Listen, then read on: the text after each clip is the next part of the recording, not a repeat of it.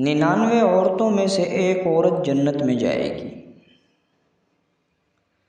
عن ابن عباس رضی اللہ عنہما من 99 امرأة واحدة في الجنة وبقيتهن في النار۔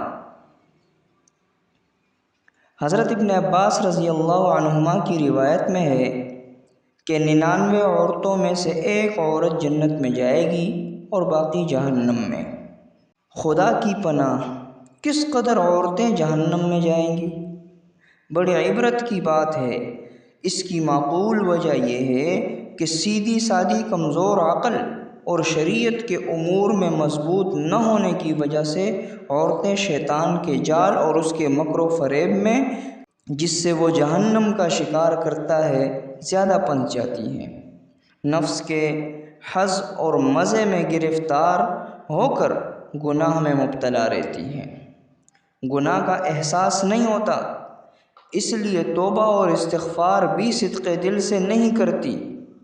عموماً نیکیوں کے مقابلے میں گناہ کی باتیں زیادہ صادر ہوتی ہیں۔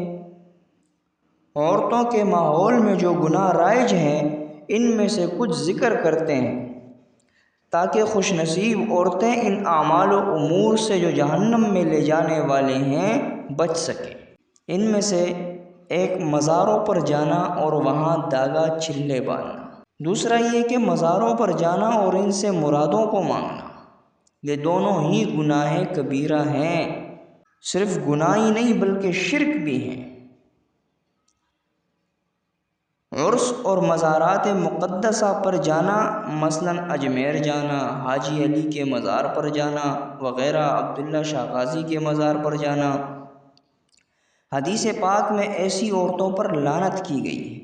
تعویذ گنڈے والوں کے پاس جا کر فال کھلواتی ہیں، گھر میں برکت نہیں، شوہر ناراض رہتے ہیں، دکان نہیں چلتی، طبیعت خراب رہتی ہے وغیرہ وغیرہ، جو سراسر ناجائز اور حرام ہے۔ ان جاہل تعویذ گنڈے والوں کو کہاں غیب کا علم؟ صرف لوگوں کو ٹگنے کے لیے واہی تباہی غلط باتیں بتا دیتے ہیں۔ ہر پریشانی اور نقصان میں جنات و عصیب کا اثر جاننا اور اس کے دفاع کے لیے واہی تباہی تعویذ گنڈے والوں کے پاس جانا اور ان سے خلاف شرع نقش وغیرہ حاصل کرنا۔ بلا وجہ جادو، سحر، کرتب، ٹوٹکا، واہی تباہی عقیدہ رکھنا، خدا نخواستہ واقعی عصیب و سحر کا اثر ہو تو کسی صالح نیک آدمی سے جو اس فن سے واقف ہو اس سے تحقیق کروائے، پھر قرآن و حدیث میں جو دعائیں ہیں ان سے شفا حاصل کرے، یا کسی صالح آدمی سے مشروع تعویذ لے۔ واہی اور غلط تعویذ اور عملیات میں پڑھ کر عقیدہ فاسد نہ کرے اور ایمان نہ کھوئے۔ عموماً عورتیں تعویذ گنڈے میں پڑھ کر ایمان و عقیدہ فاسد کر بیٹھتی ہیں۔ عورتیں عموماً قریبی رشتہ داروں کے کسی مخالفت اور باہم تنازع کی بنیاد پر کینہ بہت رکھتی ہیں۔ سلسلہ کلام و گفتگو اور ملاقات اور ملنا جلنا سب چھوڑ دیتی ہیں۔ حالانکہ نفسانی وجہ سے کسی مومن سے 3 دن سے زائد سلام و کلام کو ترک کر دینا ناجائز ہے۔ صحیح بخاری میں حضرت ابو ایوب انصاری رضی اللہ تعالی عنہ سے مروی ہے کہ کسی آدمی کے لیے یہ حلال نہیں کہ اپنے بھائی سے 3 دن سے زائد ترک تعلق رکھے۔ اگر ملاقات ہو جائے تو یہ اس سے اعراض کرے اور وہ اس سے اعراض کرے، اور ان میں بہتر وہ ہے جو پہلے سلام کرے۔ لعن طعن کوسنا وغیرہ بہت کرتی ہیں عورتیں۔ ذرا سی بات پر لعن طعن، لڑائی جھگڑا شروع کر دیتی ہیں، حتیٰ کہ اپنی اولاد تک کو کوستی رہتی ہیں، جو ناجائز ہے۔ منع کرنے پر باز بھی نہیں آتی اور کہتی ہیں دل جلتا ہے تو کہنا پڑتا ہے۔ اس گناہ کی وجہ سے جہنم میں جلنا پڑے تو کیا جواب ہوگا؟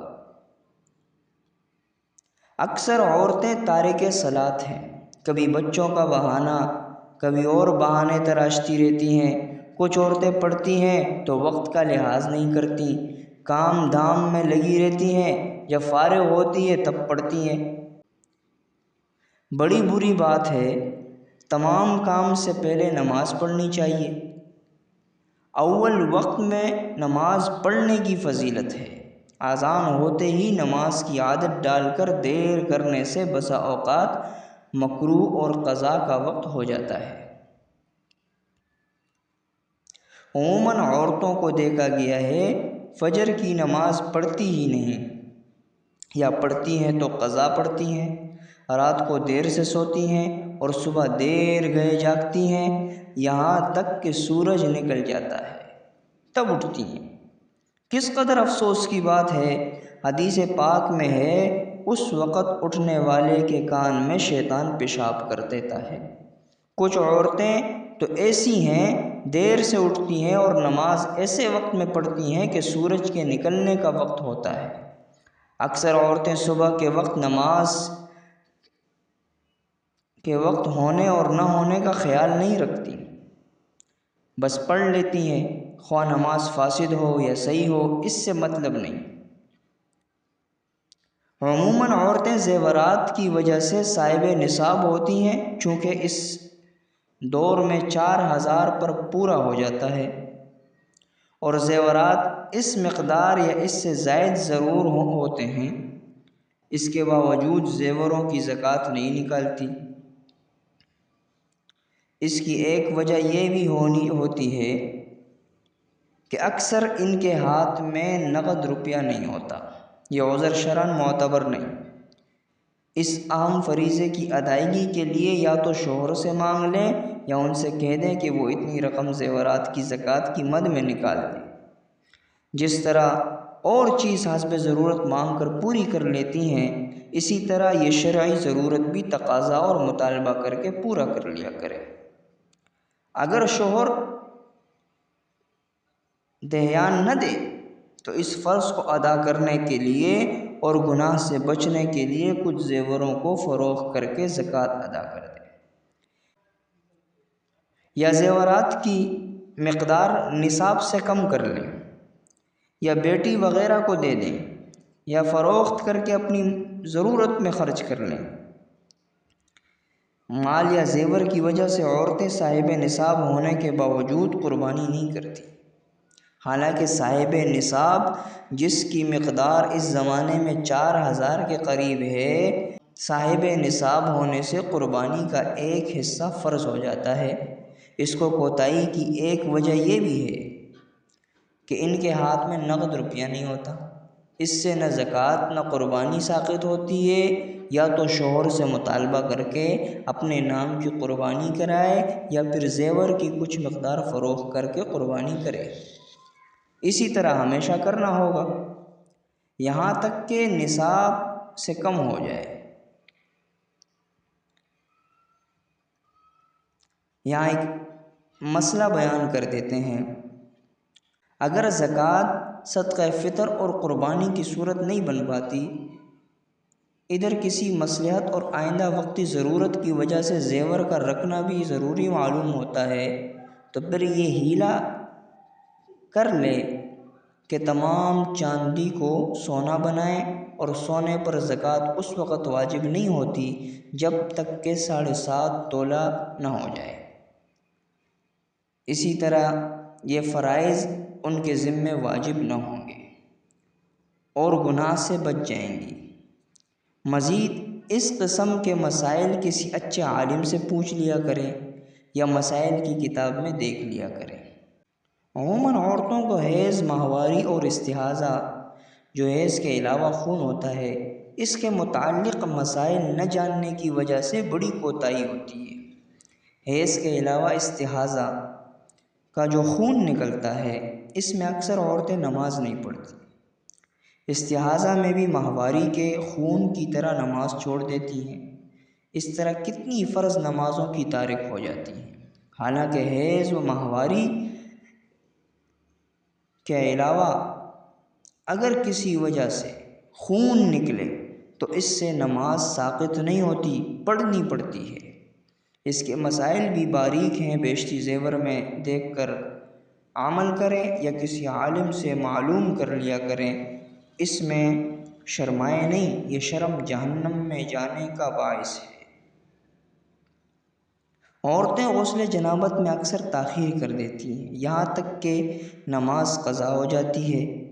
چنانچہ اگر رات میں کسی وجہ سے ناپاک ہو گئیں، غسل کی ضرورت پڑ گئی تو علی الصباح غسل کر کے صبح کی نماز نہیں پڑھتی، بلکہ دن چڑھے غسل کرتی ہیں، اور کسی بھی نماز کا قضا کر دینا، وقت پر نہ پڑھنا گناہ کبیرہ ہے۔ غسل کی ضرورت پر علی الصباح غسل کر کے صبح کی نماز کا وقت پر پڑھ لیں۔ غسل کا انتظام رکھنا واجب ہے۔ اس وقت ٹھنڈے پانی سے نقصان دیتا ہو تو گرم پانی کا انتظام رکھنا واجب ہے تاکہ نماز وقت پر ادا کر سکے۔ عموماً چند عورتیں جمع ہوتی ہیں تو ایک دوسرے کی غیبت، چغلی، شکایت، بے جا نامناسب باتیں کرتی ہیں، جو گناہ کی بات ہے۔ کسی کے متعلق ایسی بات جو اس کے سامنے نہ کہہ سکے، پیٹھ پیچھے ذکر کرنا غیبت ہے۔ عموماً غیبت کا احساس نہیں ہوتا، یہ بہت بڑا گناہ ہے۔ قرآن پاک میں اپنے مردار بھائی کا گوشت کھانا قرار دیا ہے۔ ماں کے ساتھ زنا کرنے سے بھی بدتر گناہ ہے۔ عورتوں کو چاہیے کہ اپنی مجلس میں غیبت، چغلی، شکایت کی باتیں نہ کریں اور نہ ہونے دیں۔ کوئی دوسری عورت کرے تو اٹھ جائے، ان امور سے بہت زیادہ احتیاط کرے کہ یہ جہنم کے اعمال ہیں۔ لڑنے اور جھگڑنے کا مادہ عورتوں میں بہت زیادہ ہوتا ہے، ذرا سی معمولی بات کا بتنگڑ بنا کر لڑنے لگ جاتی ہیں۔ لڑنا جھگڑنا اچھی بات نہیں، چاہیے کہ برداشت کرے۔ شوہر جس کی ماتحتی اور نگرانی میں زندگی وابستہ ہے، جس کا اکرام اس کے ذمہ واجب ہے، اس سے بھی منہ پھلا لیتی ہیں اور سوال و جواب بھی نہیں، جھگڑنے لگ جاتی ہیں۔ حالانکہ شوہر اگر نامناسب کہہ دے تب بھی جھگڑنا نہیں چاہیے، سن کر برداشت کرے۔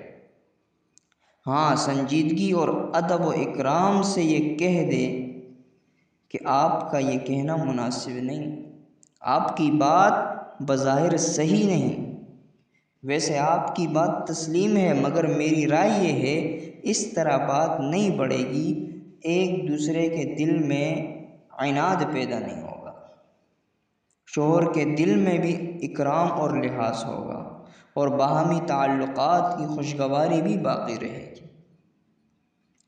اکثر عورتوں کو دیکھا گیا ہے کہ شروع عمر اور جوانی میں نماز نہیں پڑھا کرتی ہیں، عمر کا ایک حصہ گزرنے کے بعد نماز پڑھتی ہیں۔ ایسا ماحول جہالت کی وجہ سے ہوتا ہے۔